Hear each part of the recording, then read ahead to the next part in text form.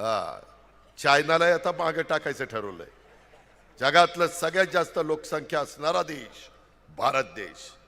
परंतु तुम्हाला मला सगळ्यांचं आता इथनं पुढं एक दोन अपत्यावर थांबा, फार काही पलटण वाढवण्याच्या भानगडीत पडू नका. कारण जमीन कमी होत चालली आहे. रस्त्याला जमीन कमी होतीये, MIDCला जमीन कमी होतीये, विमानतळाला जमीन कमी होतीये, धरणांमध्ये जमीन कमी होतीये, शहरं वाढतायत. पूर्वीचं जेजुरी आणि आताचं जेजुरी वेगवेगळ्या पद्धतीनं फॅमिलीज वाढल्यात. त्याच्यामुळं लोकांचं राहणीमान बदललेलं आहे. ह्या देखील गोष्टी आपल्याला नाकारता येत नाही. त्याच्यामुळं काही गोष्टीची बंधनं आपण घालून घेतली पाहिजे. आम्ही त्याच्यामध्ये बंधनं आणली. विलासराव देशमुख मुख्यमंत्री असताना आम्हाला लोकसभा विधानसभेला आणता आलं नाही, कारण तो अधिकार भारत सरकारचा आहे. आम्ही इथं आणली.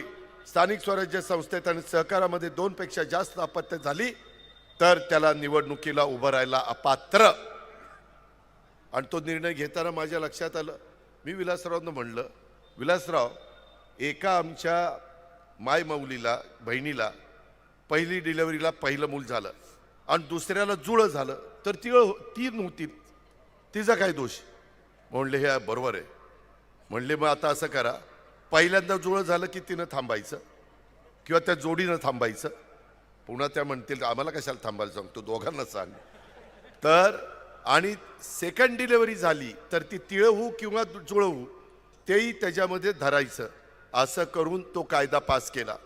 पुन्हा आम्ही म्हणलं की काहींचं आत्ता आपण लगेच केला तर काही म्हणतील आम्हाला माहितीच नव्हतं, आमची पोटुशी आहे, मग काय करायचं? म्हणलं आता इथून पुढे 1 वर्ष मुदत द्या. वर्षात काय असेल ते, काय कुणाची देणगी कुणाचं काय, देवाची कृपा. लोक म्हणतात देवाची कृपा, आता देव म्हणतो कुठली रे माझी कृपा. मित्रांनो, गमतीचा भाग जाऊ द्या, परंतु त्याच्यातनं तो कायदा केला.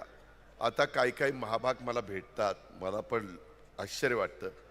म्हणलं अरे तुला 3 मुलं आहेत की रे?